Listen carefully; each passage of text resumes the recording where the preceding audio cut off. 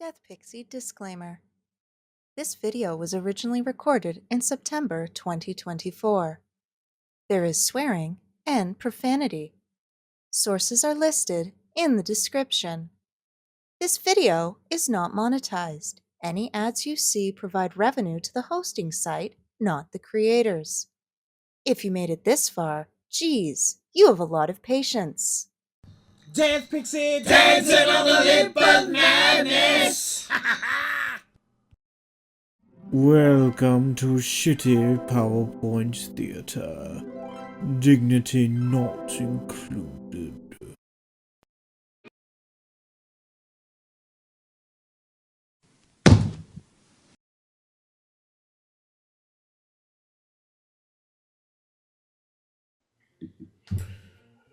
Hello, and welcome to part 2 of Regina Dentata's How to Become Prime Minister. Because as we all know, Canada is at a crossroads, and these crossroads will determine what path we take forward as a nation, as a country, and as a nation among nations. Do we want an exotic dancer? Do we want a stuffy man in a stuffy office pretending to be important? Or do we want something incredibly special, such as a pencil with fireworks coming out of its graphite? We begin with part 2 of our series on Canadian government, Confederation. Hello, my name is Trapdoor Crabsworth. Summery, bitches! Alongside the most dignified and wonderful witch in the history of Canada, Mary Witch. It is an honor and a pleasure to serve you, Mary. Awesome. I'm glad you agree. So, we're jumping into episode 2, Confederation, because that's how our nation was created. It was kind of in the notes. I had to agree with you or be cursed, and we didn't want to see a giant lightning bolt come down and take me out. One of those. Anyway, go on. Confederation, it's fun. Confederation. So, Federation. What the heck is that? So I just want to point out that this is a black and white version of a very famous painting that was created of Confederation with all the quote-unquote fathers of Confederation present. The color didn't look great on the slide because the contrast was really bad. The black and white has a way better contrast. Now, I am quoting from one of my many encyclopedias. So, Canada is a federation often considered to be the world's more decentralized federations. Confederation refers to the process of federal union in which the British North American colonies of Nova Scotia, New Brunswick, and the province of Canada, which Ontario and Quebec, joined together to form the Dominion of Canada. The term Confederation also stands for July 1st, 1871, which was the day of the created Dominion. This has become to be called Canada Day. Before Confederation, the British North America included Newfoundland, PEI, and British Columbia, as well as the vast territories of Rupert's Land, which was the private domain of the Hudson's Bay Company, and the Northwestern Territory. Beginning in 1864, colonial politics, which politicians known as the Fathers of Confederation met and negotiated the terms of Confederation at conferences in Charlottetown, Quebec City, and London, England. Why London, England? Because we were all British colonies. Therefore, we had to go to London, England to talk to the Queen to become a nation. So that's why the last one was in London, England. Their work resulted in the British North America Act, which is the basis of Canada's constitution, and then it was passed by British Parliament. The Dominion included the 4 provinces that I mentioned before: Nova Scotia, New Brunswick, Quebec, and Ontario. Between then and 1999, 6 more provinces and 3 territories joined Confederation.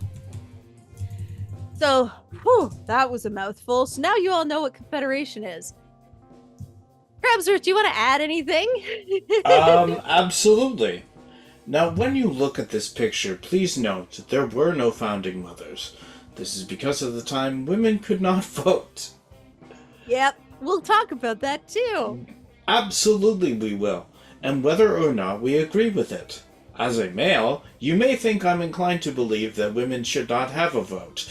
However, as history has shown, women are sometimes the only sane people within Canada. Also, I'm just gonna put my laser pointer up. I want to point out the poor sap who got shoved in the back over here.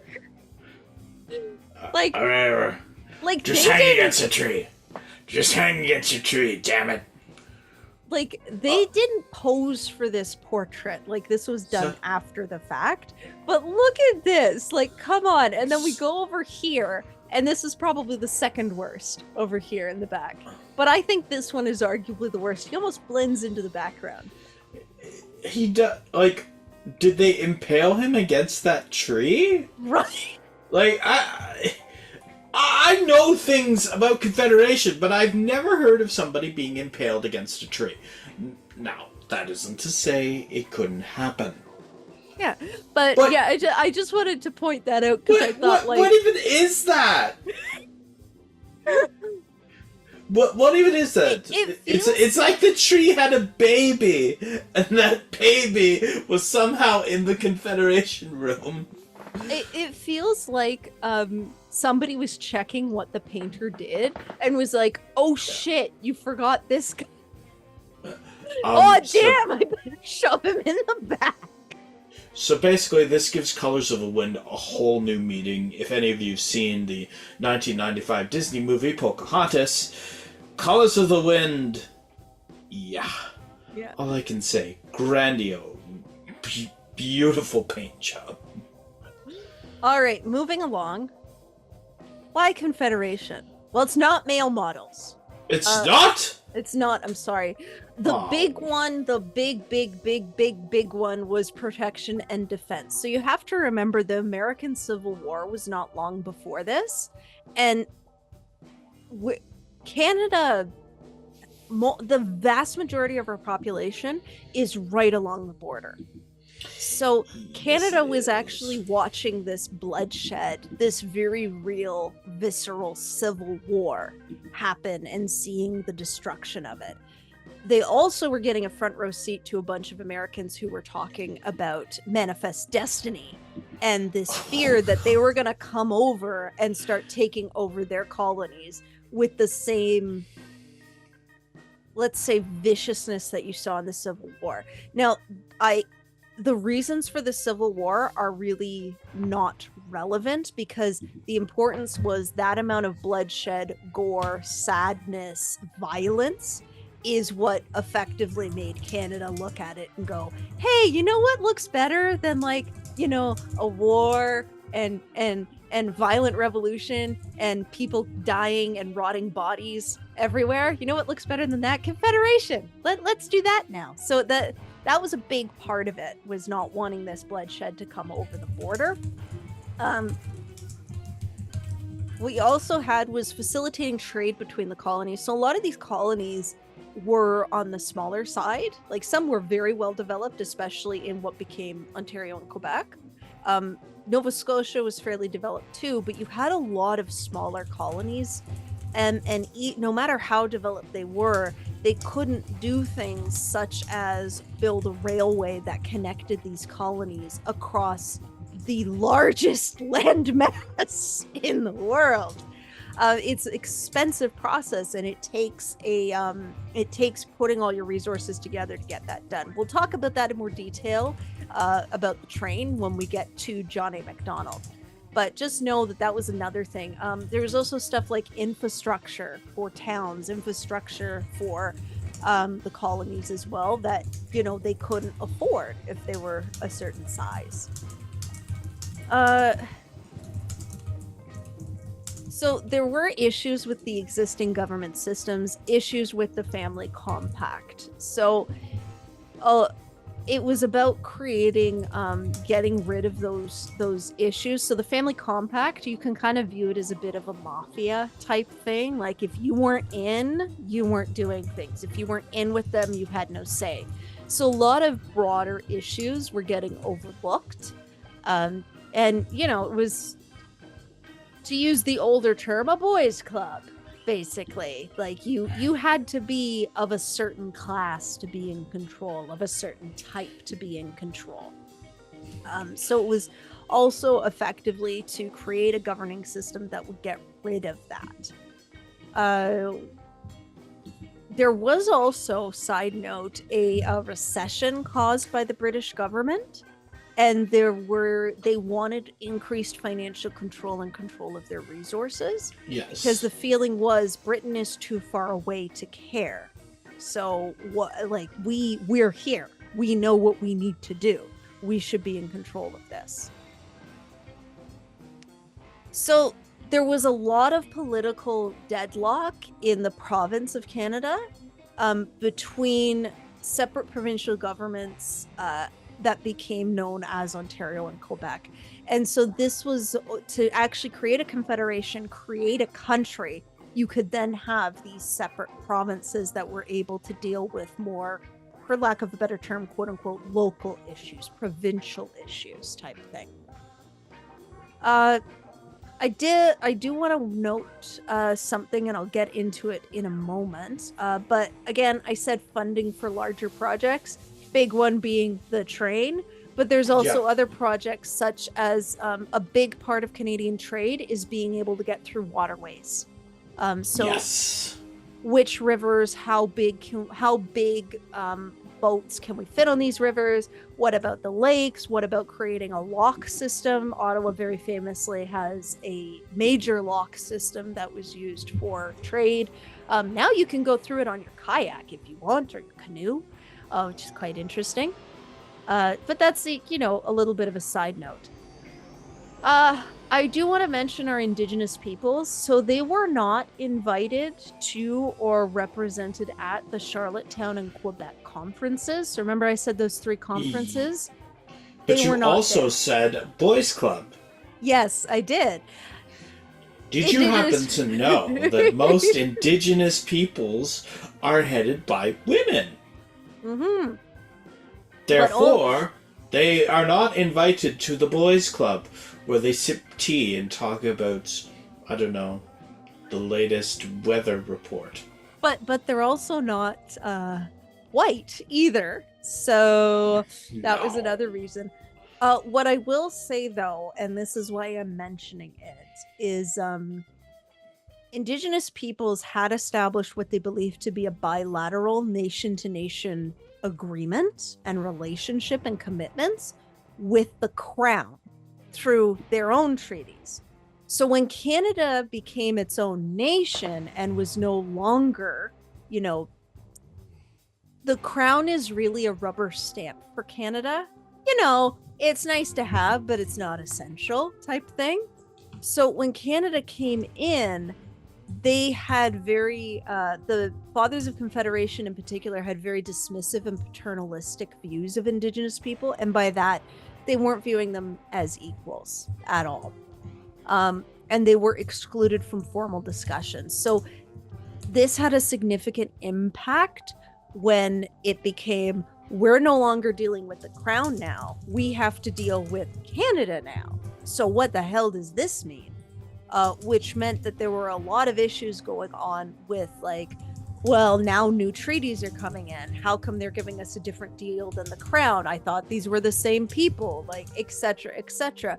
The Dominion wants to develop the land.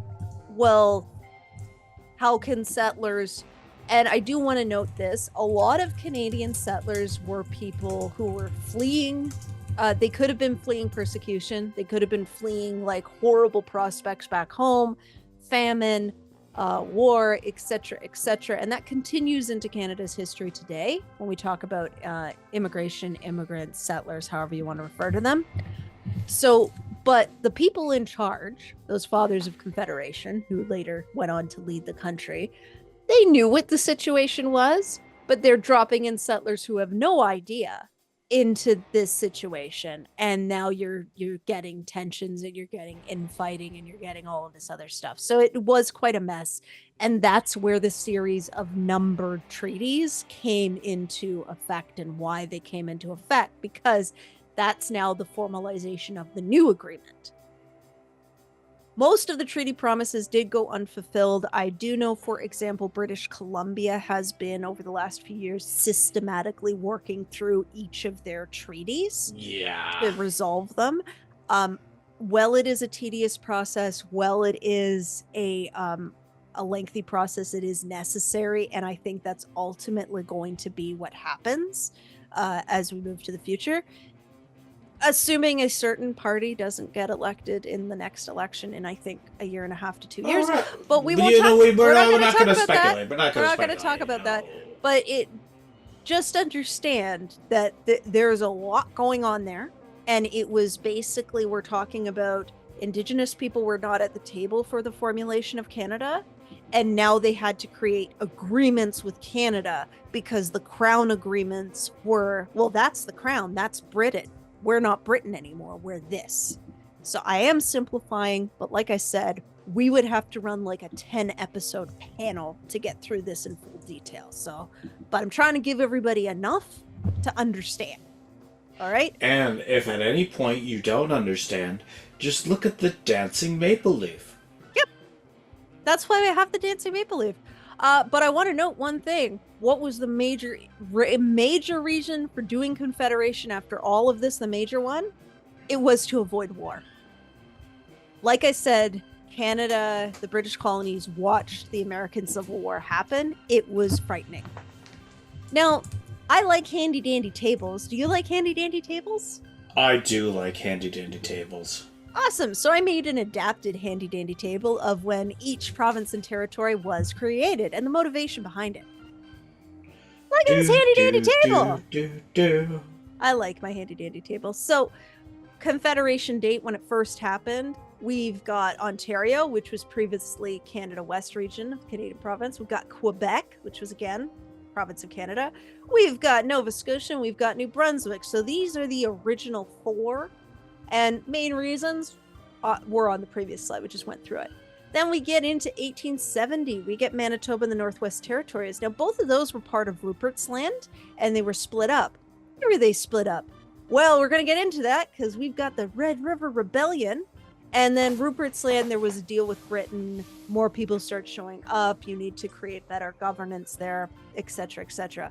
But Manitoba is quite the interesting one. And we'll get to that. 71, we've got British Columbia. That was the big thing behind the trade, because they were concerned about it is faster to do trade by train across Canada than it is by boat. Yes.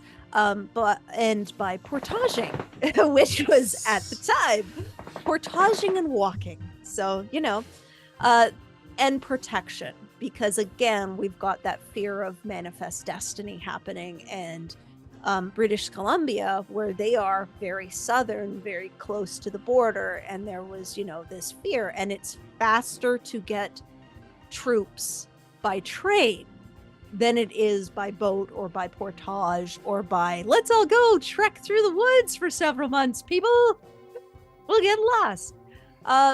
PEI was present for the Confederation talks, but didn't join. They had major economic and political factors. Mainly, they could not afford their own infrastructure on the island, so they needed the help. 1898, we've got the Yukon Territory. That was part of the Northwest Territories. Gold rush happened. Population increased, so they separated off so that they could do their own governance around that with that increased population. 1905, we've got Saskatchewan and Alberta have now split off from the Northwest Territories. This was out of infrastructure reasons, governance reasons, as well as protection ultimately. And the reason why protection comes up is because there were several Indigenous groups, in particular the Métis, who, they wanted their land claims protected. They wanted this formalization, and they wanted a more local government to deal with those issues. Then we get to 1949. Newfoundland joins. They had massive bankruptcy following a world war. It was actually quite tragic, the amount that they lost. And they also had a referendum to join that was performed. And then 1999, we have Nunavut. Yes, we all know what that sounds like, and we all love this little territory. This territory was created through political activism and negotiations with the Inuit. So it was quite the achievement, especially in 1999, to have that created. And quite historic when you think about it. So, And more importantly, it was not formally recognized in Canada until April 2nd because everybody thought it was a joke. I mean, think about it. April 1st is when it was joined. It's called Nunavut. Everyone thought it was a big joke. You know, lots of fun was had. And then April 2nd rolls around and we're like, oh, congratulations. Here, have this gift basket. Yes. Now then, we are going to go into the Fathers of Confederation because, you know, let's see the motivating factors behind creating it. Also, a lot of the Fathers of Confederation, you're going to see later several prime ministers. They all ended up being involved in either upper level provincial politics or federal politics, all becoming representatives of districts, either in the House of Commons federally or provincially, etc., etc. So, you know, we're going to go through this. But little Nathan Crabsworth has a task as we go through this. Yes. You are going to be, at the end of this, crowning the Father of Confederation with the Best Facial Hair Award. Oh, yes, yes. And I went through a lot of, like, you know, Creative Commons images and stuff to make sure I was getting you good images for this. So, okay, perfect. Hope you're ready. So, all right. Fathers of Confederation. We have the squad. So these are the key three players. So we have George Brown, came out of Ontario and was a reformer, so part of the reform movement in Upper Canada. He was a champion of the grievances and anger of Upper Canada, promoted westward expansion, also opposed the policies of Conservative Prime Minister John A. Macdonald. So it's a very big point to notice that already at the beginning, we're having people who oppose each other, who come together for the betterment of the nation. So I do want to note that. Where did he come from? He was from Edinburgh, part of a family-owned wholesale business, and managed a glassworks and spearheaded the expansion into New York, and then went into Canada and started publishing the British Chronicle. He ended up becoming a farmer, and that was in Kent County. And this is where he met Alexander Mackenzie and Archibald McKellar. They'll come up later, and they were the ones who encouraged him to run in the upcoming Canadian parliamentary election for the constituency of Kent County. So he was a big proponent of representation by population, of free trade agreements with British colonies in the United States, and about the development of transportation infrastructures like rail lines and canals. And like we said, Canada was originally colonized and created by the French, the English, and I think there was a bit of the Dutch as well, but they went further south into the States to be a reservoir of resources. So being able to transport those resources and get to those major countries to sell the goods, it's a very important part of Canada, whether you like it or not, it is. He also argued for separate provincial and federal governments, argued for an appointed Senate because he saw the upper houses as inherently conservative and believed that they would protect the interests of the rich. He also realized that satisfaction for Canada West could only be achieved with support of a French-speaking majority of Canada East as well. Now, I want to go into something. So I'm telling you where he stands, what he looks like, that. But I'm going to quote this, and this was from his wiki page, about his death, because it is interesting. So on March 25th, 1880, so after Confederation, a former Globe employee, so that was the newspaper he was running, George Bennett, burst into Brown's office. He was recently fired by a foreman and wanted a certificate that showed he had worked for the paper for 5 years. Brown did not recognize the man, so he asked him to speak with the foreman. Makes sense. Well, Bennett didn't like this, and they both started arguing, and it escalated. Bennett pulled out a gun. Brown grabbed for the gun, but it fired a bullet into Brown's thigh. Bennett was secured by other men, and the wound was deemed minor. Brown left the office and stayed in his Toronto home to recover. His leg became infected, and he obtained a fever and delirium, and then died on May 9th in his home. So, just want to tell you all, infection care is a revolutionary thing for healthcare, because that could have been avoided with some care about that. So, just interesting point of fact. Now, the squad. Obviously, the way that some people talk about Quebec, Quebec, we have to be recognized. Quebec, we've been oppressed. Quebec. You might not expect a French-speaking person to be part of the squad, but yes, they were always involved there from the very beginning. And we have Sir George Etienne Cartier. He was a lawyer. He was Quebecois and a conservative. A dominant figure and leader of the Parti Bleu. He actually had a year in exile for his role in the Lower Canada Rebellion, which I thought was pretty interesting. He instituted the creation of civil code in Lower Canada, and the introduction of primary education into the province. So that was a big thing at the time, was creating a public education so that anybody, regardless of class, could learn to read, write, and do arithmetic, and have a bearing on where they are in the country. This was a big thing at the time, especially amongst Great Britain and the colonies associated with it.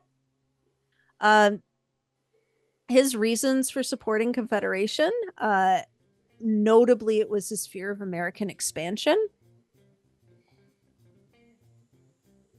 Rob! Your phone. Where was I? Hail, producer Rob! So there were several reasons for supporting Confederation, notably his fear of American expansion that Manifest Destiny had talked about. He was dubbed, you ready for this? The kingpin of Confederation. Bonjour, je suis un ananas. Da da da da da da. It was pretty good. He had a leading role for pushing through legislation reform that effectively abolished the semi-feudal seigneurial system of land ownership in Lower Canada, and turning its legislative council into an elected body of representatives.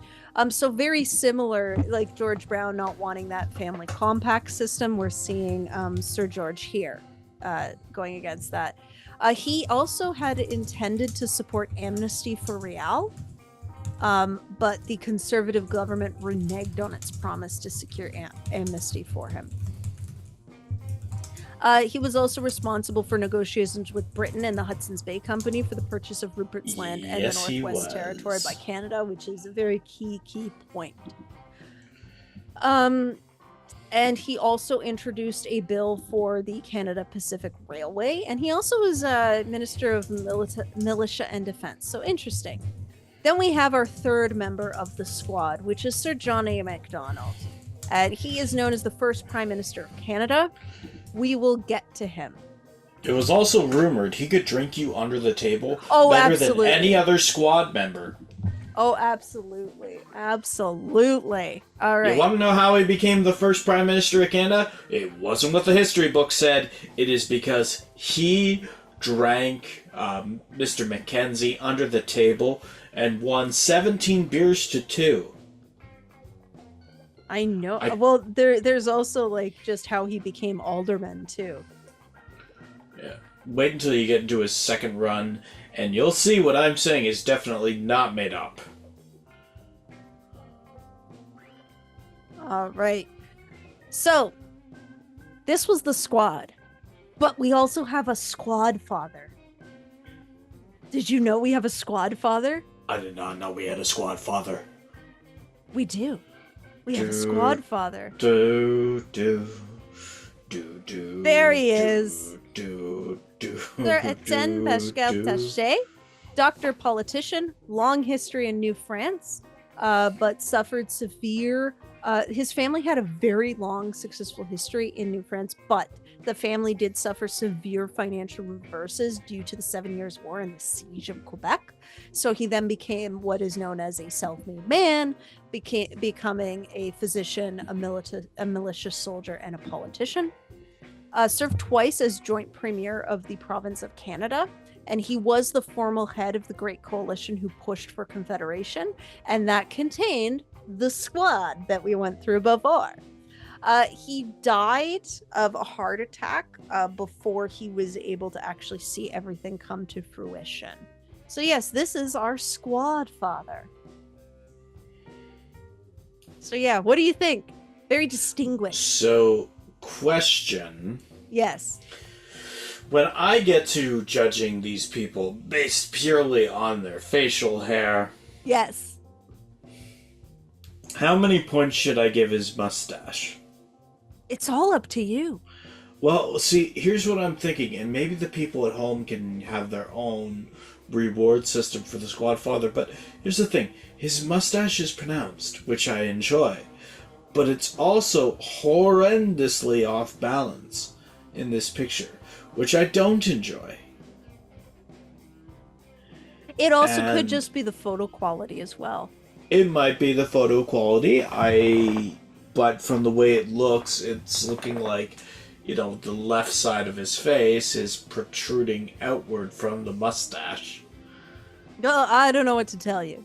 But let's go in. I came up with names, by the way, for everybody. So we have the New Brunswick Ballers. Yeah, here we go, man. Yeah, you know how basketball was invented by Dr. James Naismith here in Canada? Man, we're talking about the Ballers right now, man. Edward Barron Chandler, let me tell you, he could hit a hook shot. That was big back in the day.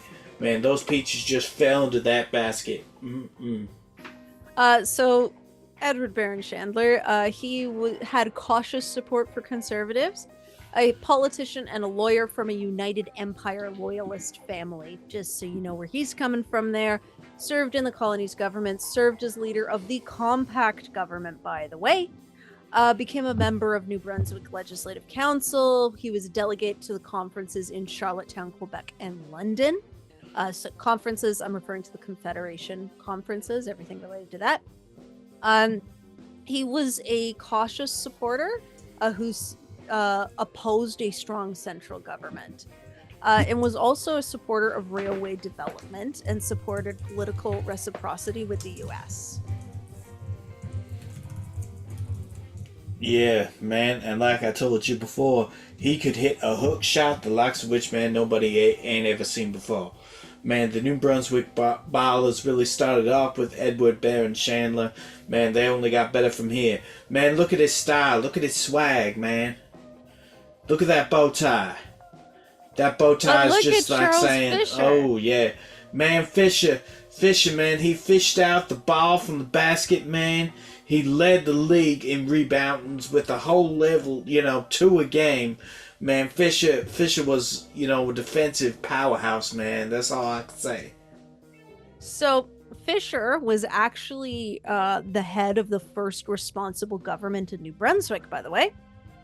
And he did, in fact, write to his friend Joseph Howe, who comes up later, about the evil ways of the family compact and on the irresponsible nature of the government and its policies. So he was very anti-family compact.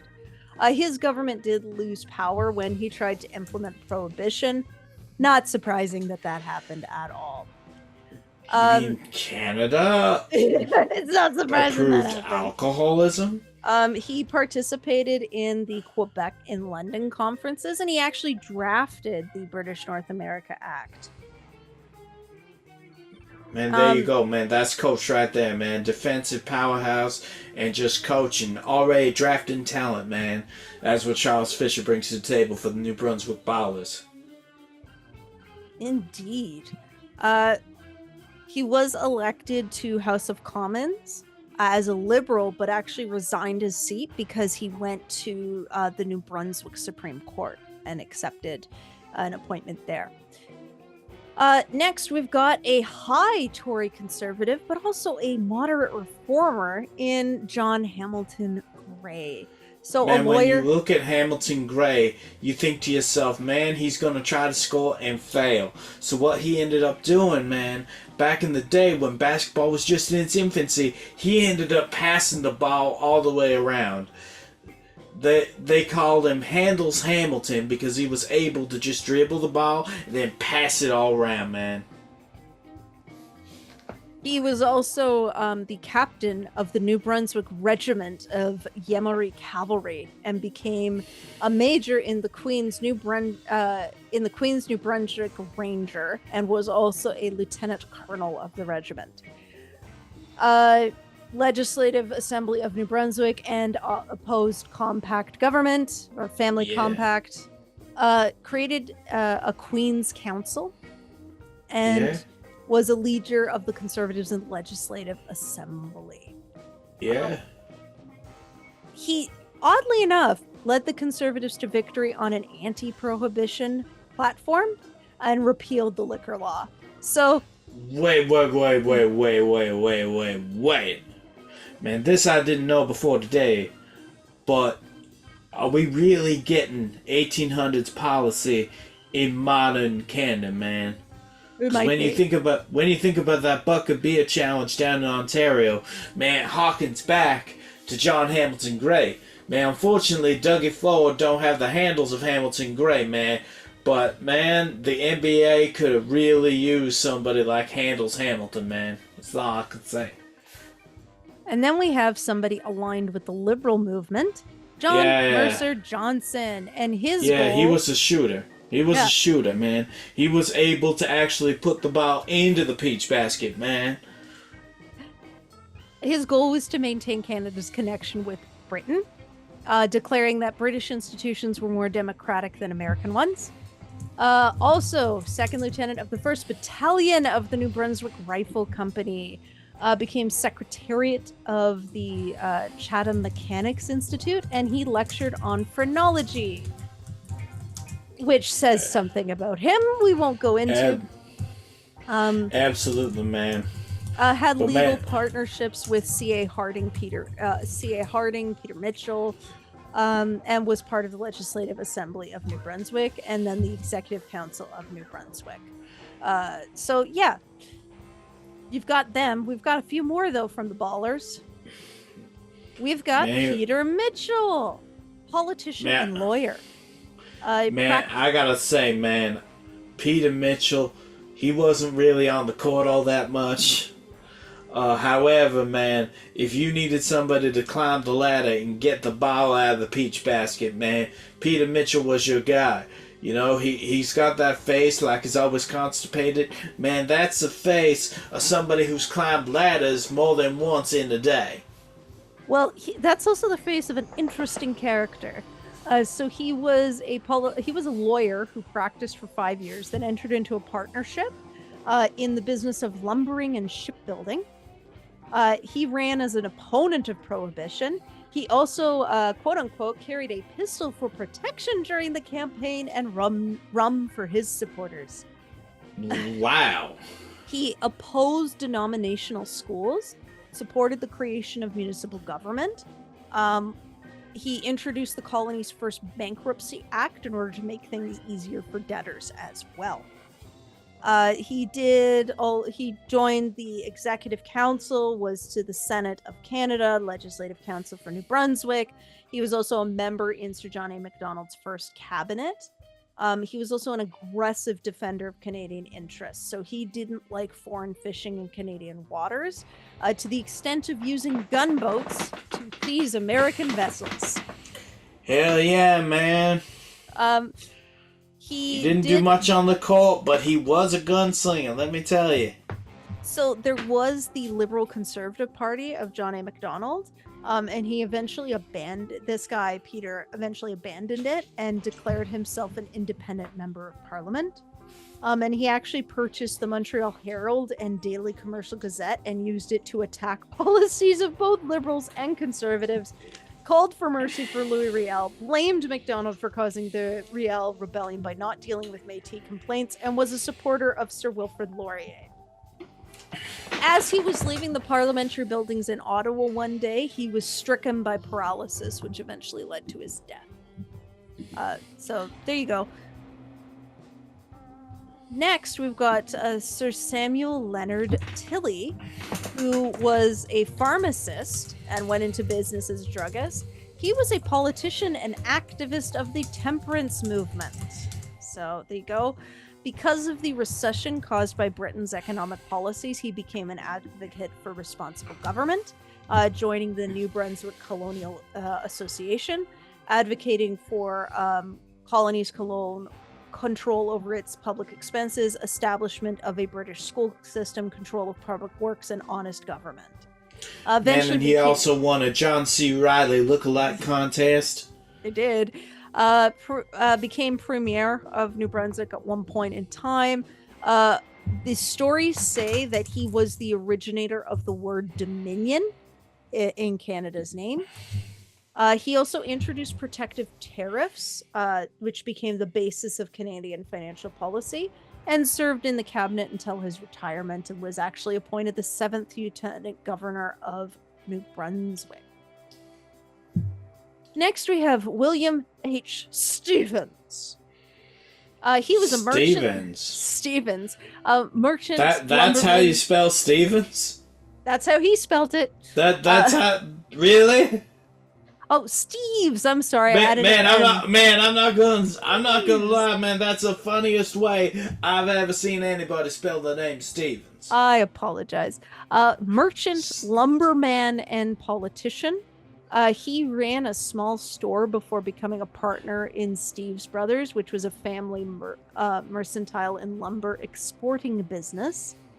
He was elected to New Brunswick Colonial Health Assembly and was an advocate of governmental reform and election of all members to Legislative Council.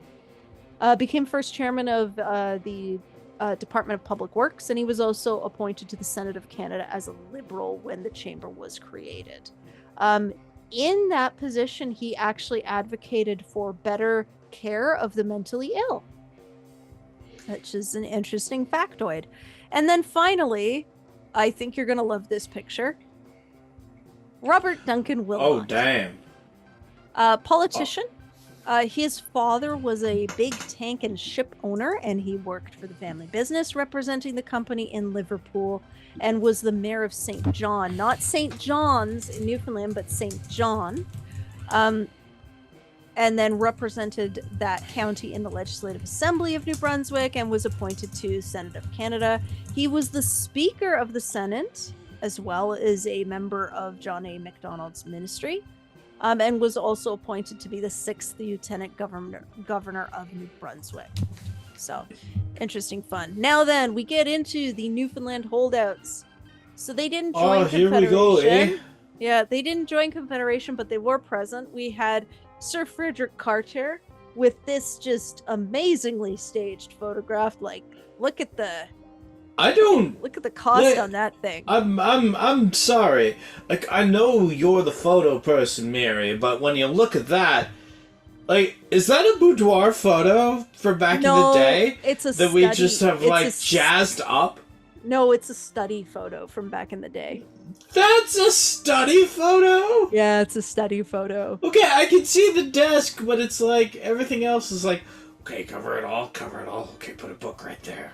Yeah. Hello, my name is Frederick Carter. This is my study.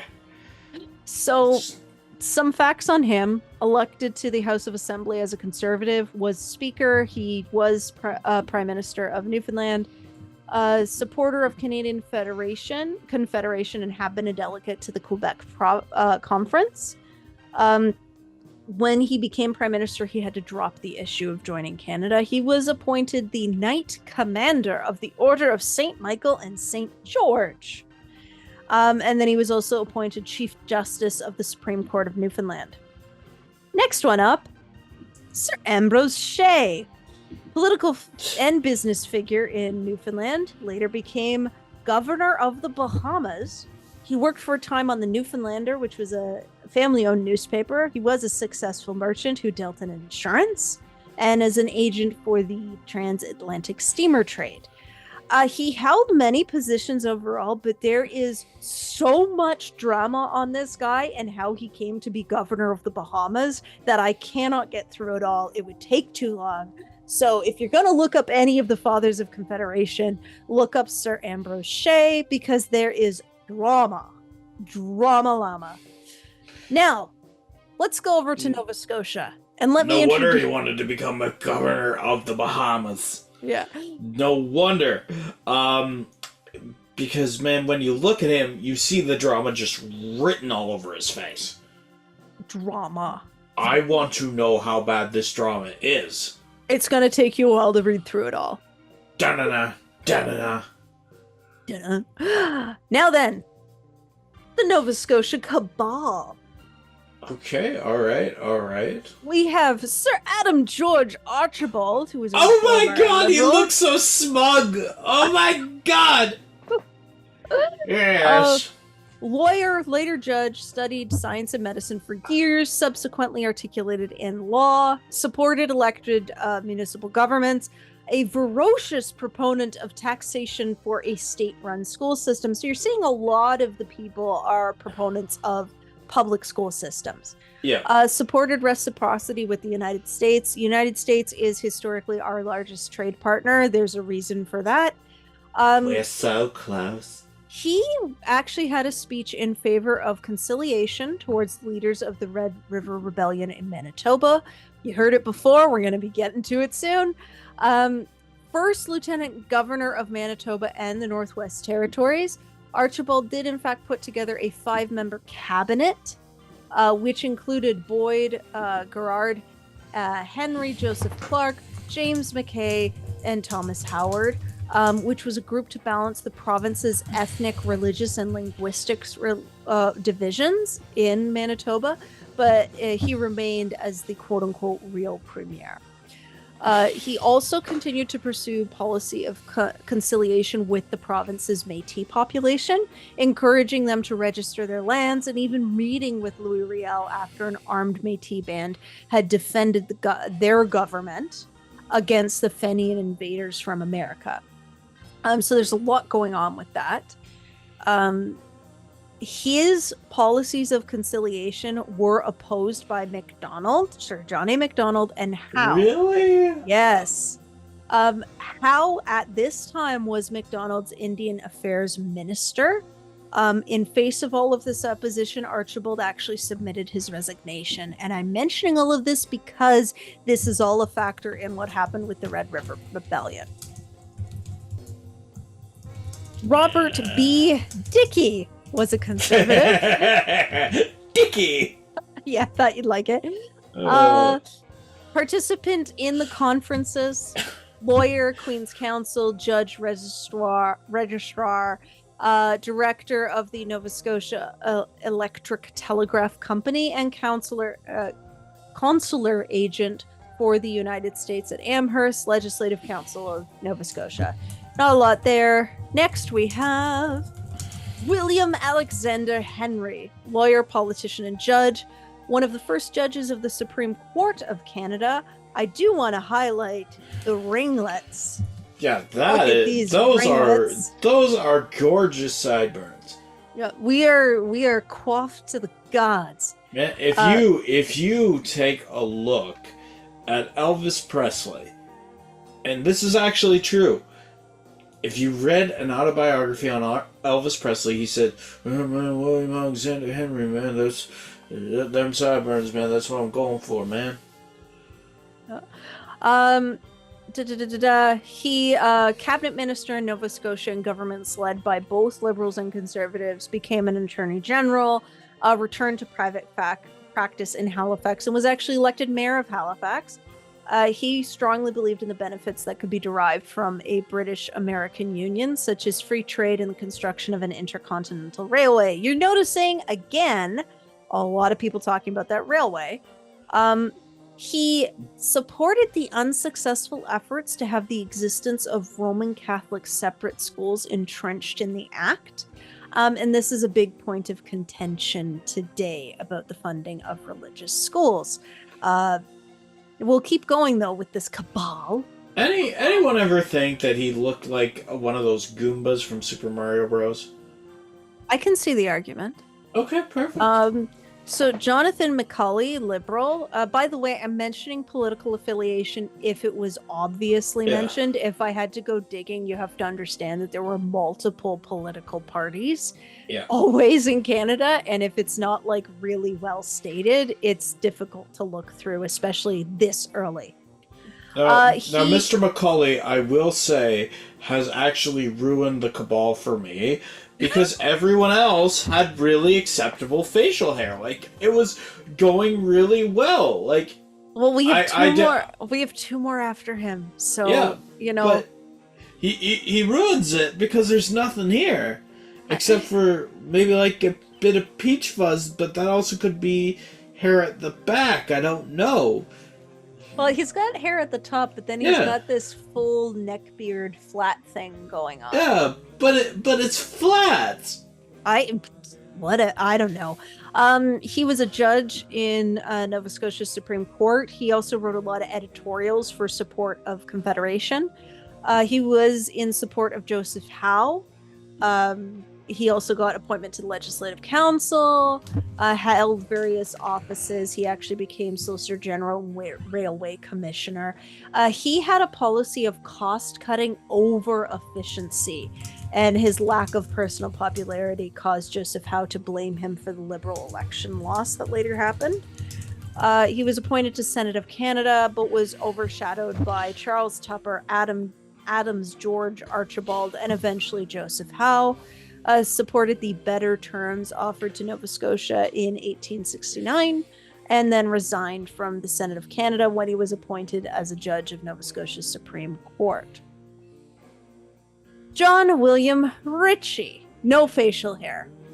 Anyone think he looks like Slughorn from the Harry Potter books? I'm not sure. Yeah, you're a witch and you haven't seen Harry Potter, the thing that, brings Wicca to mainstream. But seriously, for those of you who don't know, take a look at him and Jim Broadbent side by side. There's a very little difference. Could Jim Broadbent be a vampire? He could be. Who knows? This lawyer politician, appointed to Nova Scotia Legislative Council as Solicitor General, and he was a delegate to the London Conference, appointed to Senate of Canada later on, and became a judge of the Supreme Court of Nova Scotia. Finally, we have Sir Charles Tupper, who we will get to in the Prime Minister's section. So, hold your beers. Now then, we go over to Ontario. If you didn't notice, I was doing this in alpha order after we did the squad. So we have the Ontario outfit. We start with Sir Alexander Campbell. Okay, now I think we need to have some sort of discussion because you called it the outfit. We've got Reggie's Fall Fashion Show, right? I think Reggie should need to comment on all of these people's outfits. I just do. Well, we can add that into the last episode. It's fine. Yeah, we're gonna have to. So he was a lawyer who became a partner at Sir John A. Macdonald's law office. Elected to the Legislative Council of the Province of Ontario, attended the Charlottetown Conference and the Quebec City Conference. He was also appointed to Senate of Canada. Historian Ged Martin discussed the reasons why Campbell never achieved first rank as a politician. Would you like to know what Ged Martin said? He doesn't cut any corners, and I want to emphasize everybody, remember the time period. He was lame and suffered from epileptic seizures, and his estranged wife was a certified lunatic. Yikes. Which very much matters for the time period. So that cane is not just for show, just so you all know that. Next up, we have James Cockburn. Sorry. He was a conservative. He established a law practice in Cobourg, Ontario, elected to town council, went to Province of Canada's Legislative Assembly, attended the Quebec Conference, was a supporter of Confederation, elected to House of Commons in Canada, became Speaker of the House. And this is interesting about him. He could not speak French, but he could fully understand it and reply in English. So just an interesting thing there. Okay, he gets a lot of points for being able to do that. That is fantastic. Where he loses points for me, and I'm just thinking out loud here, is what in the world is up with his tie in relation to the rest of his vestibule? I don't know. It looks so His flat. tie has diagonal stripes, and everything else in the vestibule, very nice, straight stuff. I want to know what's going on with that tie, because it totally makes everything clash. Well, this is And the I'm not one thing. usually a fashion guy, but God, that looks ugly. Speaking of things that look gorgeous, look at that beard! So Sir William Pierce Howland operated Lambton Mills and a later grocery business in Toronto. He also acquired a grist mill, a sawmill, and a general store in Kleinburg. Became a member of the Legislative Assembly in the province of Canada, appointed as Ontario's second Governor General, and he also created a KCMG as well. In 1906, at the request of Sir Wilfrid Laurier, who was the Prime Minister of Canada at the time, Howland prepared an autobiography that included extensive appendices about policies in the 1860s. So obviously a very important historical document. So fun little factoid about him. We are continuing with the Ontario outfit. William Dougal was a liberal. I want to hear more about McDoodle. Let's. McDougal, liberal and grit, moved to conservative, and that earned him the nickname Wandering Willie. So I just say A+ on the nickname there. Lawyer. They do a lot of great names in Canada, so long as you have the first name with the prefix of Will. Yeah. They do great work. Oh yeah. So Wandering Willie, he lawyer and politician. His office And singer, was, apparently. yeah, his office was a meeting place for the Clear Grit political movement. He also published the North American, which was a liberal newspaper. Elected as a member of the Legislative Assembly, along with Alexander Tilloch, Galt, and McDougall. He went to Washington, D.C. to meet with President Abraham Lincoln in order to renegotiate a reciprocity treaty. And he ended up being invited to Gettysburg, and they were all present for the Gettysburg Address. So, interesting little factoid there. He became the Minister of Public Works, and he was appointed Lieutenant Governor of Rupert's Land in the Northwest Territories. There was an issue with him not wanting Manitoba to become a province, and he actually wanted to send troops to deal with Riel. So, just so you know, he was a Canada First British Protestant-focused nationalist. He espoused deep anti-Catholic and anti-Aboriginal views, and was also called, quote-unquote, vain, erratic, and irredeemably pig-headed. Hence why no facial hair. Yep. Now we get Sir Oliver Mowat, lawyer, politician, and Ontario Liberal Party leader. He served nearly 24 years as the third Premier of Ontario. He was the 8th Lieutenant Governor of Ontario. He is best known for successfully defending constitutional rights of provinces in the face of the centralizing tendency of the national government, as represented by his longtime Conservative adversary, Sir John A. Macdonald. He entered politics as an alderman in the city of Toronto. Alderman, just so everybody knows, that would have been before we became Canada. Alderman, you find that in Great Britain. Was a member of the Legislative Assembly for the Province of Canada for South Ontario. Also a member of the Assembly multiple times, member of the Great Coalition government, appointed to the judiciary as vice chancellor of the Court of Chancery for Upper Canada. And in 1890, it was said, attacks made on the provincial rights he succeeded in repealing. Not a single case remains unfinished. Not a single case did he lose. He was his own attorney general concurrent with being a premier, and introduced reforms such as the secret ballot and the extension of suffrage beyond property owners. He also extended laws regulating liquor and consolidated the laws relating to municipal level governments. His policies, particularly regarding liquor regulation and several schools. He had a slogan. It was Laurier, Mowat, and Victory, when Laurier was going for federal. And he was also, like I said, the 8th Lieutenant Governor of Ontario, and actually served until he died. So now we get into... I just want to bring this up, and, forgive me for speaking out of line here, but Oliver Mowat looks the most like me out of any Confederation father. I've got nothing but respect for Oliver Mowat. It's like a dead ringer.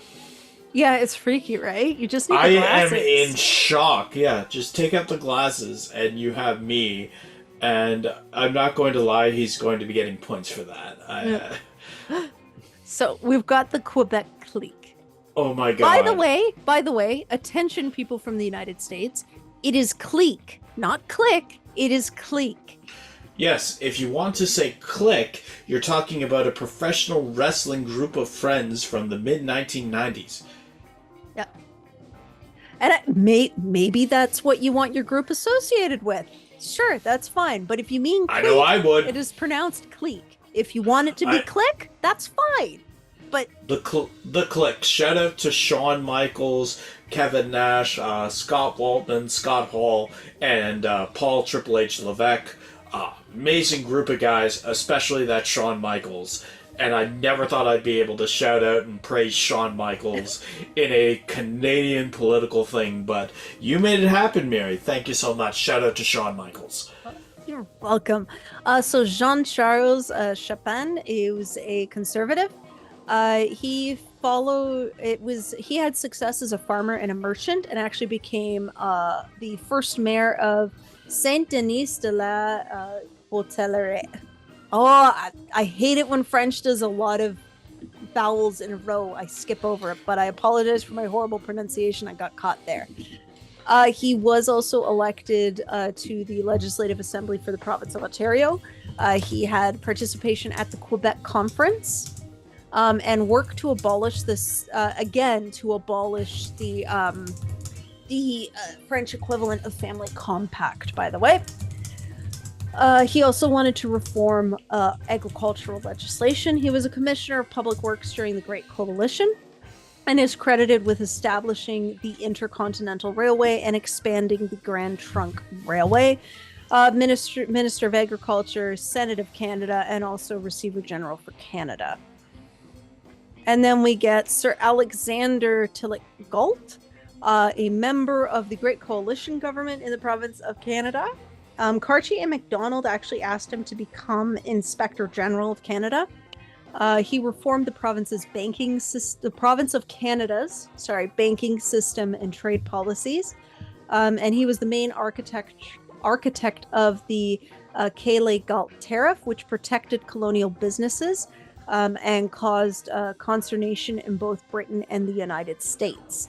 Galt served as the first finance minister in the new Confederacy.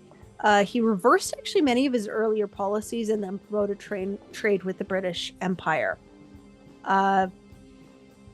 He had a lot of disagreement with MacDonald concerning the fate of the Commercial Bank of Canada, and actually resigned, but continued as an MP.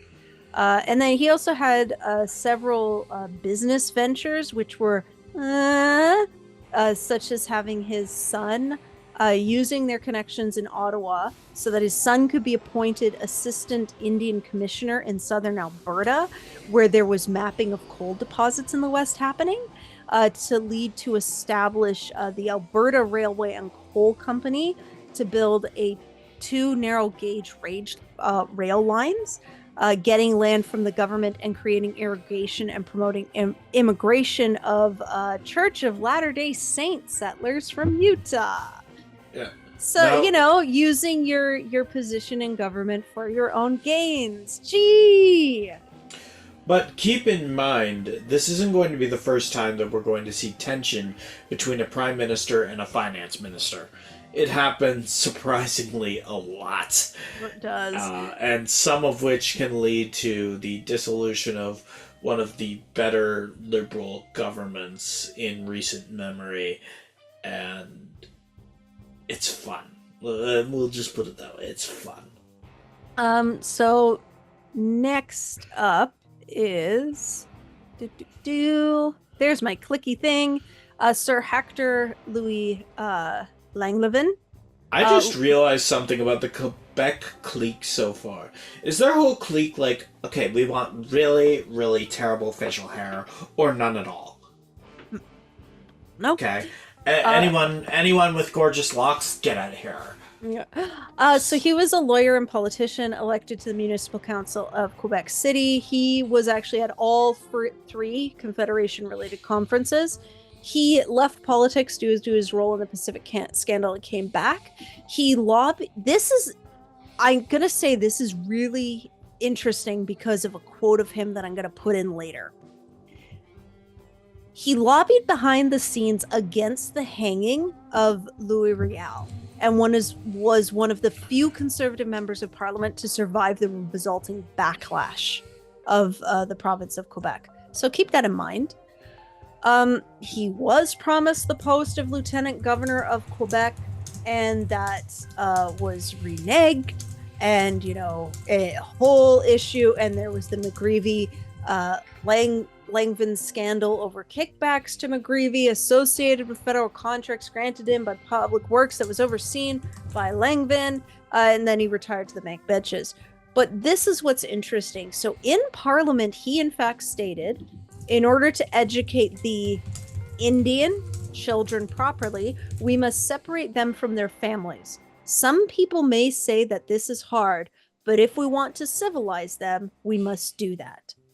So quite interesting, he lobbied against taking Louis Riel, but also lobbied for this. And I think that gives you a kind of indication that it's, when we get into the Red River Rebellion in a couple moments, it was more about Protestant versus Catholic, where Louis Riel and his hanging was concerned, as opposed to the actual issues of the time. But I also wanted to highlight that even people in Quebec said that about Indigenous children being separated from their families, because I have taken several courses on Indigenous relations in Canada, and there seems to be this romanticization that, the French were their friends. If the French fur trading company had won out over HBC, things would have been different. But this is an example of how, no, it wouldn't have been. There's a bit of rose-colored glasses with that opinion, with that, I shouldn't say opinion, but it's kind of a read between the lines suggestion that I've seen in some seminars and courses I've done. So just want to get that out there. There's still a lot of racism, gang. There still is. So that brings us to a particular member of the Quebec clique who gets their own slide, because this is just insane. Okay, are you ready for this? I'm ready. So this is our special mention member. What the fuck was his life? So Thomas D'Arcy McGee, he was Irish. First off, I want you to remember this. He was Irish. And he was actually part of Young Ireland attempts to overthrow British rule and create an independent Irish republic. So he actually had to escape arrest going to the US, where he suddenly reversed his political beliefs. completely reversed them. And we'll get into that. He came across a pot of gold at the end of the rainbow. Oh, this just gets weird. So he actually became disgusted with American republicanism, anti-Catholicism, and classic liberalism, and then became intensely pro-monarch in his political beliefs. And he also had this insane religious support for Pope Paul the ninth. He then moved to the province of Canada and worked hard to convince fellow Irish Canadians to cooperate with Canadian Protestants in forming a self-governing Canada within the British Empire. And so his passion for Confederation got him the title Canada's First Nationalist. He vocally denounced the activities of the Fenian Brotherhood, which was a paramilitary secret society of exiled Irish Republicans. He was the assistant editor of the Boston Pilot and then became the lead editor. He advocated the Union of Canada into the United States at one point, and then founded a New York-based nation and the Boston-based American Celt, so all newspapers. He wrote a number of history books as well. He defended the continuation of slavery in the United States. What the hell? 1851 is when he went into the opposite pole, and he emigrated to Montreal, believing that Canada would be more hospitable to Catholic Irish than the US. He downplayed the Orange Order in Canada. He was a critic of American institutions and the American way of life. He accused the Americas of hostile expansionist motives towards Canada. Like, it just goes on. And then he starts attacking the Orange Order. Like, I'm just like, where are you, man? I'm all for changing your opinions based on information, but this is major swings happening here. He promoted modernization, calling for extensive economic development by means of a railway, fostering immigration, the application of high protective tariffs, advocated a new nationality in Canada to escape the sectarianism of Ireland. And he was, in fact, elected to the Legislative Assembly in the province of Canada. He became a lawyer. He was the Minister of Agriculture and Immigration, and Statistics for the Conservative government. However, he also has the title of being one of those rare Canadian politicians to actually be assassinated. So he was assassinated by the Fenian Brotherhood, by Patrick J. Whelan. It was past midnight. He was leaving a parliamentary debate, walked into the boarding house he was staying at, and as he was opening the door to Mrs. Trotter's boarding house, he was shot in the head. The sound meant several people came running to the scene, and it was later determined that he was assassinated by a gunshot from Patrick J. Whelan. So what the hell was this guy's life? Like, he was living... Also, you have to understand, at the time period, it's lengthy travel to do all the stuff he was doing. And money to do all the stuff he was doing. This guy was just out there. I don't know how you feel about him. Well, I'm gonna be honest with you. I found the pot of gold at the end of the rainbow. I think, he came back. And one thing led to another. And led to another, and led to another. And it is unfortunate that he got assassinated. We could have had at least 7 other turns. And it would have been fun, hilarious institutional governance, yeah. Now we get to the PEI pack. So remember, they I'm just gonna say, girl, nobody from the Quebec clique made it into the discussion for greatest facial hair. I'm just gonna say, they were all terrible. They were all terrible. Okay, George Coles, I don't even know what else the PEI pack has. But that is way better than anything out of the Quebec clique, let me tell you. Ugly facial hair. George Coles, so he and Edward Whelan actually laid the foundations for the Liberal Party. Yeah. First premier of Prince Edward Island, farmer and businessman. He was also a prosperous brewer and merchant. There's that alcohol again. There we go. He was actually a colorful political figure. He is said to have dueled with Edward Palmer and to have challenged James C. Pope to a duel as well. So in my mind, George Coles is just going around challenging everything. I demand my honor, sir. I demand satisfaction. That's whether he was doing it all the time or not doesn't matter. But in the movie, that's clearly going to happen about all of this. That's what he's doing the whole time. He's slapping gloves, slapping people in the face, laying down gauntlets, and just, starting all these duels. He did actually spend 31 days in the custody of the Sergeant at Arms for refusing to retract a statement made in the assembly, and he was also convicted of assault. Sir, I find those facts an insult. I challenge you to a duel. Exactly. He did, however, embark on a number of significant reforms, such as the Free Education Act and the Land Purchase Act.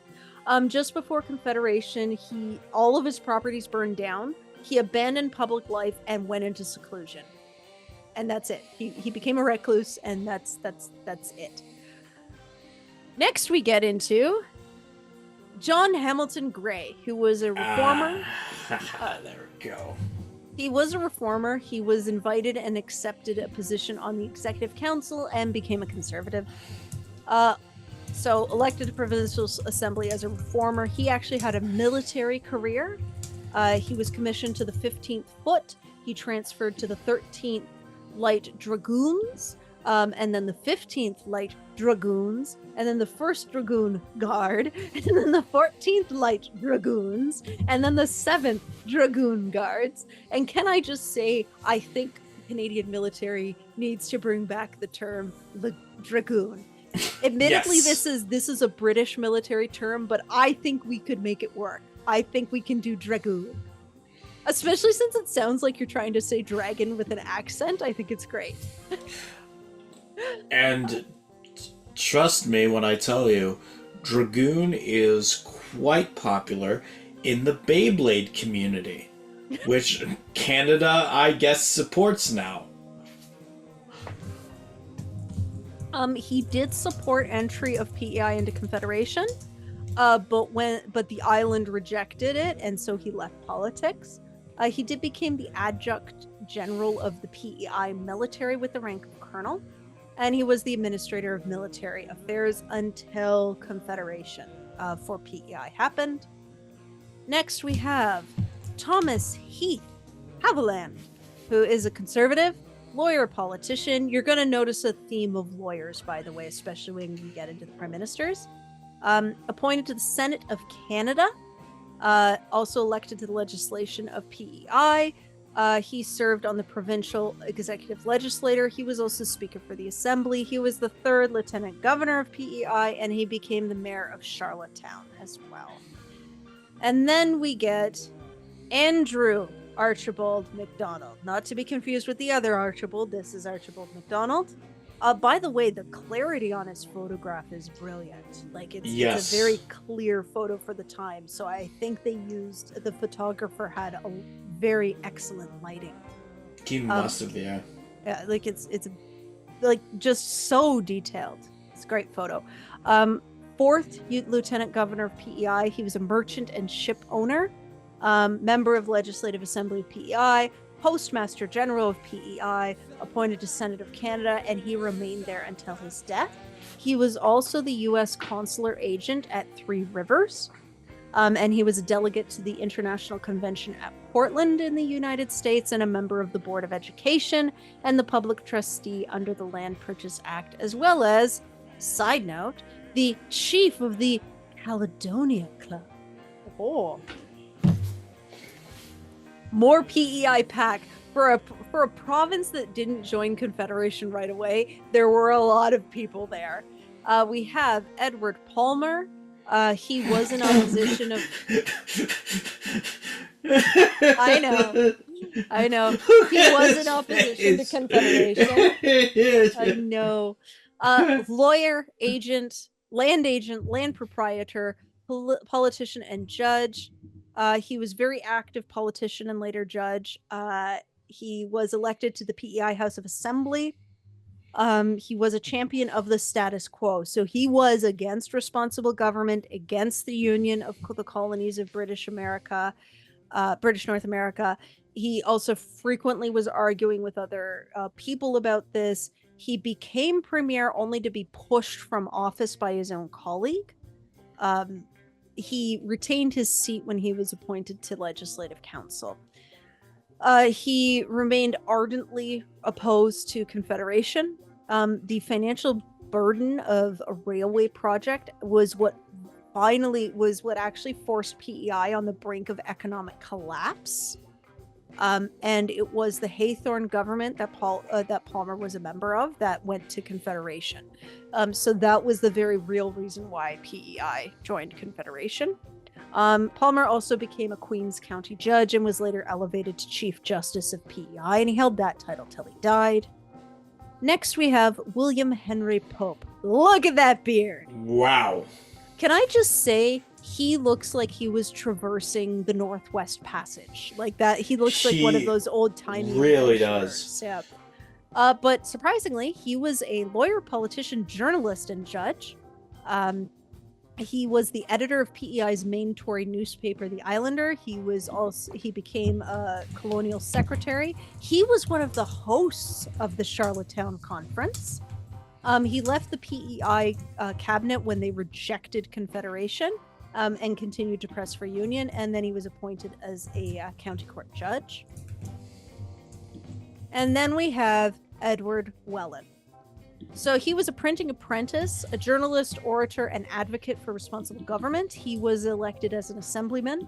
He devoted much of 1850 to speak at meetings regarding the concepts of responsible government. Named to the executive council, was actually appointed to the Queen's printer. P.S. So most government documents will have copyright Queen's printer on it. The Queen's printer. Since the Queen died, newer documents now have the King's printer. I find it so weird to see. It's one of those small things. I'm like, this is so weird to see. Anyway, he supported Confederation. He saw it as an opportunity for PEI to gain more control of its own affairs. He was defeated for the first time in 20 years, and he was actually very bitter by that defeat. And that defeat was in 1867. By fall, his health got progressively worse, and by December of that year, he died.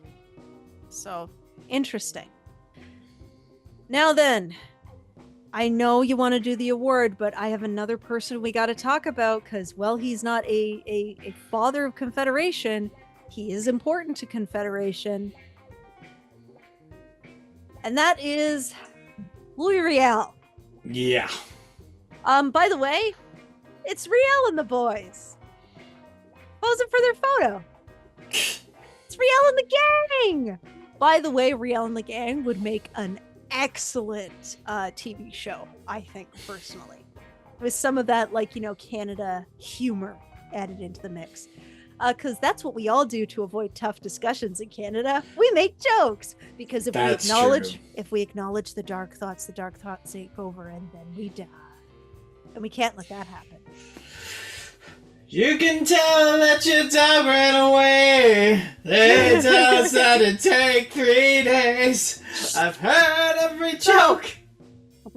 So, as you can tell, what's up here, those are the major points about Louis Riel, but I do have some things to explain. The first thing I'm going to explain is the term Métis. So remember when I said that for the most part in Canada, we tend to have First Nations, Métis, and Inuit.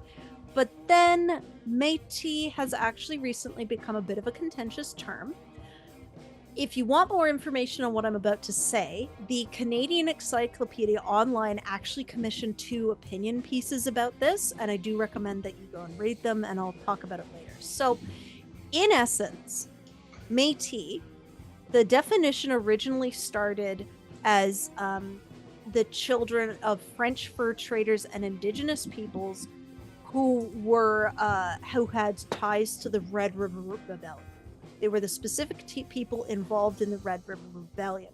However, today it has actually evolved to being people who are biracial, specifically those of, not specifically, they are biracial people of European and indigenous ancestry. That's where the contention arises, because there's people of Métis descent who are like, you're not Métis unless you were amongst those people involved in the rebellion, whereas there are others who are like, I'm of both ancestries. How am I supposed to call myself? How am I supposed to identify? So there are two pieces on that topic by the Canadian Encyclopedia. One is called Métis are a people, not a historical process, and that explores Métis identity from the perspective of Métis with ancestral ties to the Red River settlement. And the other is the quote-unquote other Métis, which explores Métis identity from the perspective of Métis who do not have ancestral ties to the Red River settlement.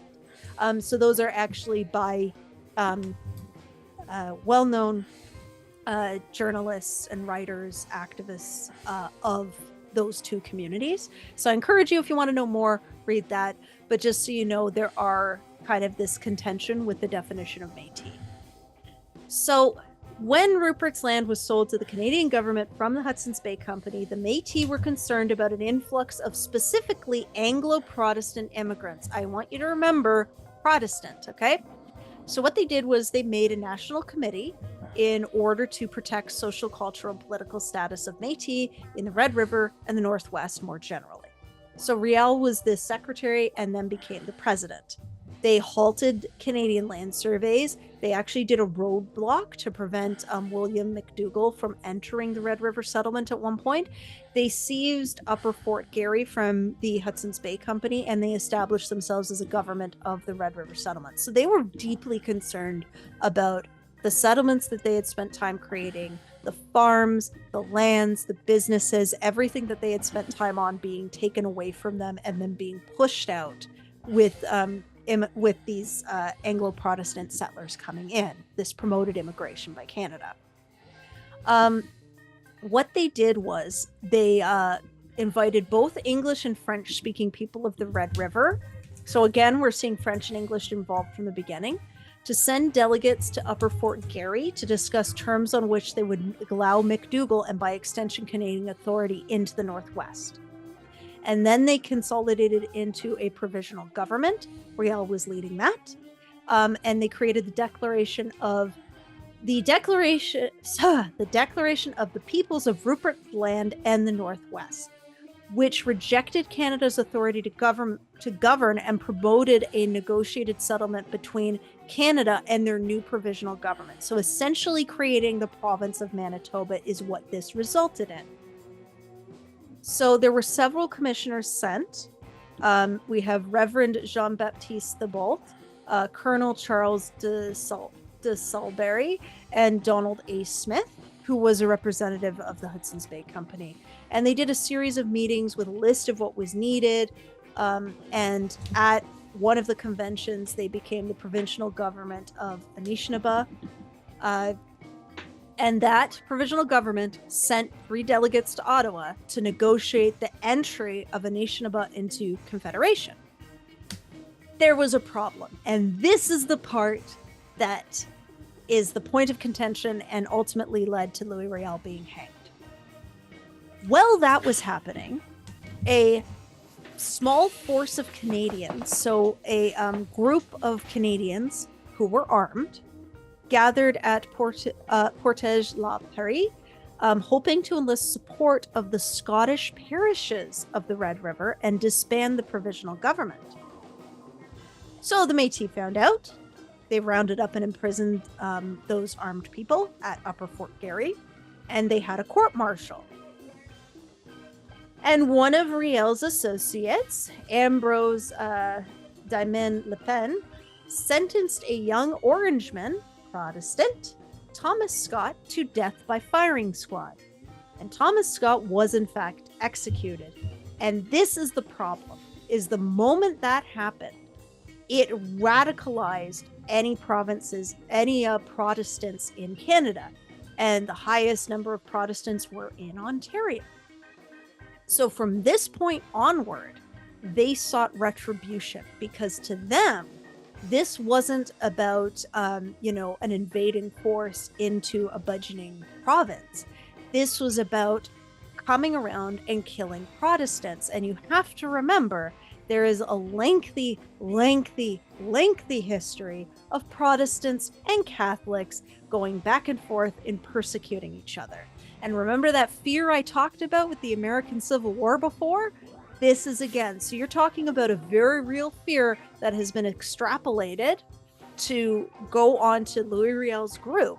But in addition to that, weaponized by anybody who had a problem with Louis Riel. So that meant that the Protestants in Ontario, called the Thomas Scott, was seen as being a murder. It wasn't an execution, it was a murder, and Louis Riel, as head of that provisional government, became a murderer. In Quebec, because they like to shit disturb sometimes, they decided they decided that Louis Riel was a hero, not for defending a provisional government, but for being a defender of the Roman Catholic faith and the French culture in Manitoba. You can completely ignoring that provisional government was a union between English and French. Anyway, the Manitoba Act did happen May 12, 1870, and it did receive royal assent, that is the final rubber stamp, to create the province of Manitoba entering Confederation. There was agreed upon 1.4 million acres that was reserved for children of Métis residents of Manitoba, and they all provisions to ensure that the province would be officially bilingual. That's how it started.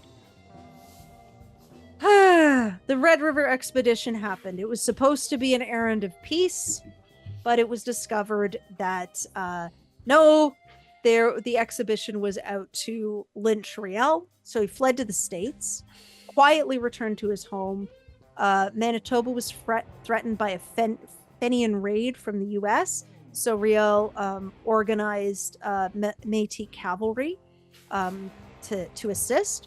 Sir Johnny Macdonald tried to persuade Riel to remain in voluntary exile in the United States, even providing a cash payout to Riel. But his exile only lasted 4 months. There's some dispute on this, but I think John A. was only expecting Riel to be in exile for 5 years to just kind of smooth things over with everybody. But that didn't happen. Riel actually did become an MP. He was actually expelled from the House twice, despite being voted. And this was actually led by Ontario Orange leader Mackenzie Bowl, who we'll get to. So just remember, bit of a jerk. So there was a question.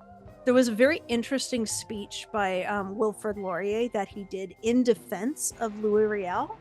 And there was an argument made for the fact that Louis Riel had not broken either British or Canadian law for his part in the Red River Resistance. So there was an interesting take on that. He went in and during his exile, he went in and out of various mental institutions. It is not clear about what was going on there, but I want that noted because it's going to come up later. He settled amongst the Métis in Montana, became an American citizen, married a Métis woman, became a school teacher. But then he had to go back. He was called back to protect the legal rights of the Saskatchewan Valley. So he went there with his family. The intention was for him to lead this petition, get Saskatchewan heard by Canada, and have the province of Saskatchewan created. They wanted permanent land titles, better lots, better wheat prices. There was an issue with tariffs. They wanted trains to reach them. It should be noted that there were 40 petitions sent before Riel's, and Riel's was the first to be acknowledged by Canada. And when I say Canada, I mean the federal government. Well, anyway, there's a lot of drama that happens. A lot of drama. But it eventually comes into Riel being arrested, and he was put on trial. Quebec came in and paid for lawyers. Quebec supporters, I should say, came in and paid for lawyers. And they argued that Riel was innocent on grounds of insanity. Realized that this was a charge of treason. It had nothing to do with the execution. It was a charge of treason. Riel didn't like that. He wanted a claim of self-defense because the Métis actions in 1870 and 1885 were justifiable. But again, he didn't pay for his own counsel. He didn't have a say in what they did. So what he ended up doing was, at the end, he was asked if he wanted to say something, and he did, and he had an eloquent speech that systematically dismantled the entire lawyer's insanity defense strategy, which proved Riel's sanity, but it also meant that he was found by the jury to have committed treason. The foreman of the jury was actually in tears pronouncing Riel guilty, and they actually wanted clemency. They didn't want him to be hanged. The verdict was appealed twice. It was dismissed both times. There was extensive pressure to the fact that he was assessed by 3 different physicians. Only one found him insane. They mostly just found him quote unquote excitable. He was executed on the public gallows in Regina. Wow. Yeah, I didn't know we were in this portion, Death Pixie. Yeah. Oh, man. Oh, man. So he was executed on the 16th of November, 1885. Yeah. He was, his grave and his home are well-visited historical sites. One juror later said, "We tried Riel for treason, and he was hanged for the murder of Scott." And then Lewis Thomas notes that the government's conduct of the case was to be a travesty of justice. So it is a very controversial point of contention. I will note that this wouldn't have happened if Riel's buddy hadn't have executed Thomas Scott by firing squad. They had just kept him and sent him back to Canada. Things would have probably gone better, but we won't get into that. What happened. But it is important to note that he was a driving force behind Manitoba, and maybe not as much of a driving force, but still driving force behind Saskatchewan. So why are we talking about this? Because it's highlighting this divide. So there is a French-English divide that I just remember growing up with in Canada. I'm sure you notice it too. Yeah, absolutely. And the thing is that it actually, when you go through this, you realize it's not a French-English divide, it's a Catholic-Protestant divide. And this is actually something that you see a lot in Canada, because we're a country of immigrants, settlers, however you want to call it. And people come here, and they come from all different groups, and those groups sometimes don't get along. Absolutely. And you end up seeing that repeated pattern of well, we're going to continue our fight there, we're going to continue it here. We're going to keep it mostly legal. And I say mostly because in Brampton, there was a bit of an issue with people from different religions doing machete attacks. Yeah. Just a teensy-weensy bit of an issue there. No, I should say not a ton, but more than you would think. But machetes. Machetes were involved. Yes, machetes were involved. That's one example. It continues amongst all religions all over the world, but in particular, it happens a lot in Canada to a point where it's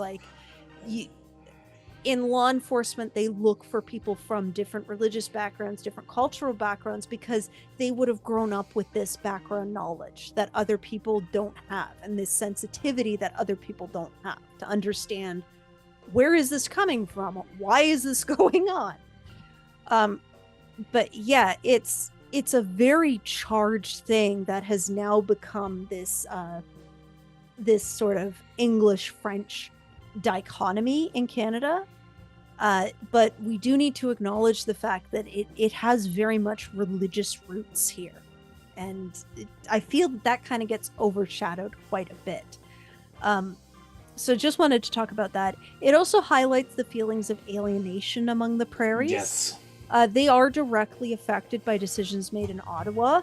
And historically, as you saw, until they had provinces created, they didn't have a lot to contribute about those decisions being made about them. Now, that being said, we have seen these feelings of alienation being weaponized to justify actions that would actually see elected officials getting kickbacks. For example, Alberta, you put all of your money into a pipeline that was being predominantly funded by a company outside of Canada's country. When that company chose not to go forward, guess what? That had nothing to do with the Canadian government. That had everything to do with that separate company in a separate country. So it's something where it's like, yeah, you can hate on a prime minister all you want, but hate on them for the right reasons. Don't hate on them for something that they have zero control over. Also, Canada is not a country that walks up to corporations and says, hey, you're doing this now. You don't have a choice. Bye. We don't have that style of government. So I want to highlight that these are very real feelings and they come from very real roots. But like all things, they get weaponized for their own purposes. This is the closest to a civil war that Canada came to, for lack of a better term, with that Red River Rebellion. As humans, we tend to have large battles have this great romanticization to it, and I get it. You do need to make it romantic to justify it. This is kind of the closest we get to it, and quite frankly, I think it's for the better that's the closest we ever got to it. It's also very, very divisive. It could be viewed as a revolution. It could be viewed as a rebellion. It could be viewed as treason. It could be viewed as this was a revolutionary process. It's incredibly divisive. It remains divisive today. But we do see the roots of the discriminatory reasons to justify the residential school system and the 60s scoop right here. We're seeing and the roots Indian of that. Act in many ways Yes. as well. We're seeing the roots of it here, so it is very important to talk about. And I did touch on that, the romanticization of it, and how it wasn't a fun period for anybody. It's not a fun period of time. But yeah, that was our little stop hammer time break. Now, I hope you're getting ready for facial hair, because we're about to go into a group of people with no facial hair. So we do in fact have some mothers of Confederation. Yeah! The first being Queen Victoria. Why? Because she was the Queen of the United Kingdom of Great Britain and Ireland and Empress of India. She believed that Confederation would reduce defense costs and strengthen relations with the United States. And she, in fact, is the person who selected Ottawa as the capital for the Dominion, because it was smack dab between what would become Ontario and Quebec. So it was viewed as a good central place for it at the time. Next up is Anne Brown, who is incredibly difficult to find a picture of, by the way. She was the wife of George Brown, and she is actually credited as influencing and softening her husband's worldview.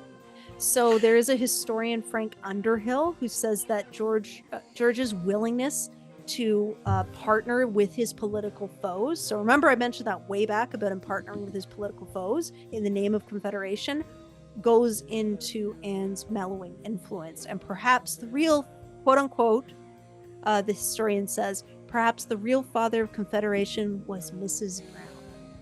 Brown. The reason that we know this is because her correspondence with George during the Charlottetown and Quebec conferences provide a chronicle for those meetings, and there are no official records for those meetings. Now, that being said, few of Anne's letters have survived. George was so paranoid about people seeing his wife's letters, he would burn them. However, he would, on some occasions, write his thoughts and notes in the margins of her letters and send them back to her to respond to. So those we have. So that's actually quite unique. And she did, in fact, keep all of his letters. So we can see that. So his important historical documents here. Next, we have Mercy Coles. She was a diarist in PEI, and she, in fact, attended Charlottetown and the Quebec conferences with her parents. And her diaries, which are published as Reminiscences of Canada in 1864, are one of the most detailed sources about the events that preceded Confederation. So she has descriptions of all of the fathers of Confederations with their personalities and brings to light a lot of the social politics of the time. And she recorded her conversations, such as conversations with future Prime Minister John A. Macdonald. Would you like to hear what she said about him? Absolutely. Mr. John A. Macdonald dined with us last night. After dinner, he entertained me with any amount of small talk. I went to dinner in the evening. John A. sat alongside me. What an old humbug he is. He brought me my dessert. He brought me my dessert into the drawing room. The conundrum. She was also described as quote unquote one of George Cole's several attractive daughters, well educated, well informed, and as sharp as needles. So if you want some good shady reading, check out her diary. Next, we have Lucy Colvier. She was an independent businesswoman and philanthropist. She was an unconventional figure in Victorian Montreal. She never married. She was an intelligent woman who took an interest in politics and never hesitated to express her opinions. She also smoked cigars and wore pants in her garden. She was also a companion of influential men and has gone down in history as the mistress of George Etienne Cartier, which you should remember. And she was described by historian Gerard Parisot as Cartier's muse, who guided him and supported him throughout his political career. They actually maintained separate addresses for the sake of propriety, but their liaisons were common knowledge in political circles, and nobody actually ever used that against him. Journalists were simply content to report Miss Colvier's presence at social events that Cartier attended, so it was never weaponized. And she actually joined him at the London conference. So, interesting there. Lady Agnes MacDonald. Who was she? She was a baroness, writer, and second wife of Prime Minister Sir John A. Macdonald. They were married on the eve of Confederation. She set the standard for the 19th century ideal of womanly behavior. Devoutly religious, dedicated to family, and committed to various good works in the community.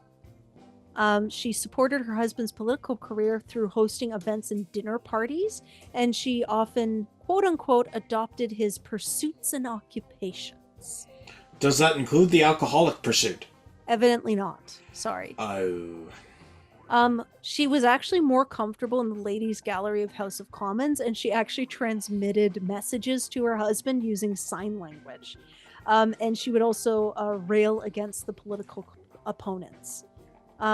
During a particularly heated debate during the 1878 session, Prime Minister Alexander Mackenzie at the time observed a rather unseemly outburst when, quote-unquote, Lady Macdonald in the gallery, like the queen of the day, stamped her foot and exclaimed, Did any ever person see such tactics?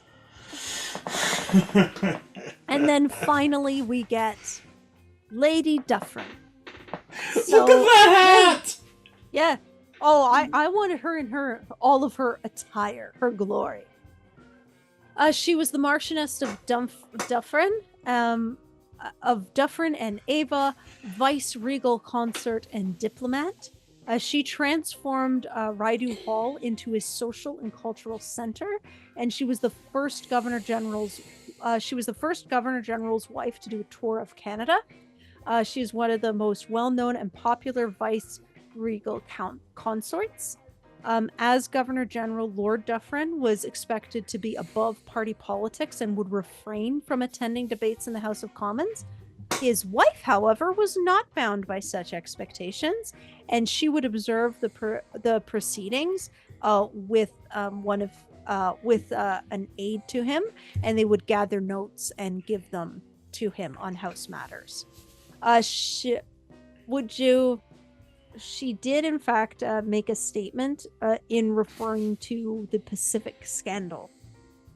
The business was not very interesting, but I was rather amused, as a number of people made some very short speeches, and one saw their tricks and manners. She also described, I went to the House as a scrimmage was expected. The opposition had asked for a committee to inquire into the conduct of members of the government, accusing them of bribery. They lost, and then the government itself asked for the same committee, saying they courted inquiry. There was a good deal of irritation about the whole affair. So I thought it was amusing. Now, drum roll, please! We're getting to it, and I have a special slide for you. Ah! I love it. So, ladies and gentlemen, as a reward for those of you who have made it to this point, as many of you may or may not know, I'm a penguin who's got a very, very majestic beard. I don't know how it happened, but it happened. So I feel it is necessary and downright patriotic to talk about the award for Best Facial Hair.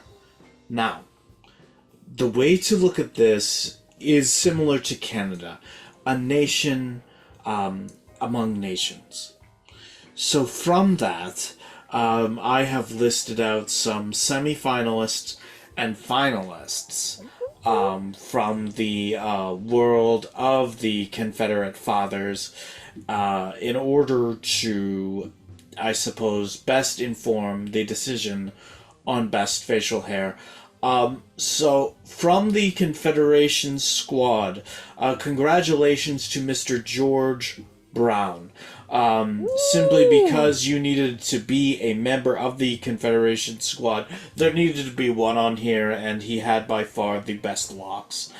If you're looking for something that is a contrast of colors, a treasure trove, if you will, look no further than our next winner, John Mercer Johnson of the New Brunswick Ballers. Absolutely fantastic. A little note of Abraham Lincoln within him, which for those of you who are watching from the United States, you know how majestic Lincoln was with his facial hair, sideburns, and beard. Also, from the New Brunswick Ballers, congratulations to Robert Duncan Wilmot. A fantastic work in making it to the semifinals. We've also got Sir Adams George Archibald, the sole member of the Nova Scotia Cabal to make it. Here's the thing. He does not have the most pronounced facial hair. However, his expression does nothing but better the facial hair. The Nova Scotia Cabal was absolutely devoid of great facial hair, but Archibald pulled it off. Next, from the Ontario outfit, congratulations to William Pierce Howland for very much restoring the dignity of the facial hair in the Fathers of Confederation. Also, congratulations to Oliver Mowat from the Ontario outfit for making it to the semi-final round. Absolutely wonderful, and not at all judged because I saw myself in a politician. Absolutely not. I would never do that. Have you ever seen yourself in a politician before? Not to the degree of Oliver Mowat. It's uncanny. It is uncanny, and I have to shout him out. Congratulations as well to John Hamilton Gray from the PEI pack. And finally, William Henry Pope from the PEI pack. Congratulations for making it to the semifinal round. But I know what you're thinking. That's too many winners. We need finalists. There are 4 representatives in the finalist round. So again, I've talked about it before, but when you look at the makeup of facial hair, you have to look at the contrast, and you have to look at its wonderful grooming, its uncanny wildness, and its contrast, and you get that in no other place than John Mercer Johnson from the New Brunswick Ballers. Congratulations on making it to the finalists. You also get it from Robert Duncan Wilmot as well, to a certain degree. Now, you may disagree with me on this, and that is okay, but you are wrong. The next finalist is Oliver Mowat. Absolutely fantastic, majestic beard, just a majestic look overall. And I feel he needs to be recognized as a finalist. And finally, William Henry Pope. Congratulations for making it to the finalists. Just an absolutely beautiful mane of facial hair goodness. Those are your 4 finalists. Do you want me to narrow it down even further? I want you to give your award for best facial hair, and then your award for best facial hair that is totally not influenced by your biases. Okay. If we're looking at greatest facial hair, in general, we are looking at the man who puts Abraham Lincoln to shame. Congratulations to the winner of the Facial Hair Award, John Mercer Johnson. Absolutely wonderful facial hair. I knew I had a front runner when I first saw him, and going back and taking a look at him, yeah, you can see it yourself. Look at that thing. Majestic sideburns, majestic mustache, majestic beard, all the way around. Absolutely fantastic. Now for the award that is not at all influenced by my biases and has a much bigger trophy and cash prize. We have to talk about a pioneer of sorts, whose look has transcended space and time over centuries of good-looking, handsome, virile men and penguins who continually push the envelope of what is to be a Confederate father in a sea of uncertainty. This man stands alone as the single greatest Confederation father's facial hair in existence. Congratulations to the one, the only, we could call him the greatest of all time, Oliver Mowat. Again, it is not at all influenced by my biases. But if you look at that man, my God, his look has persisted and continued for centuries. And you have to give nothing but respect for that. Congratulations to our winners. Amazing. All right, that did not disappoint. So, now that you know how Canada was formed and the mindsets of everybody on which it was formed, I bet you're thinking we're going to get into the prime ministers for our next episode. You are wrong! We're going to be going through Canada's governmental structure next. Whoop, whoop. Woo-hoo! Learning! Learning is fun! So once again, we want to thank you. Special shout out, as always, to Jerry in Kazakhstan. Keep up the good fight. Jerry! Squatters Law Yes. forever. And we will catch you on the next episode. Bye-bye!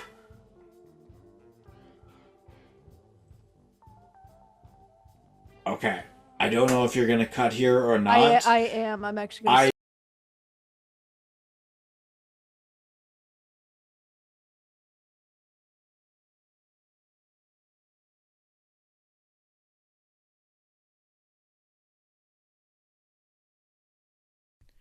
Hey, this is Trapdoor Crabsworth for Death Pixie. If you liked our content, please like this video and subscribe. And if you want to see more, just check out our links in the description. Do it. Do it or Miri will kill you.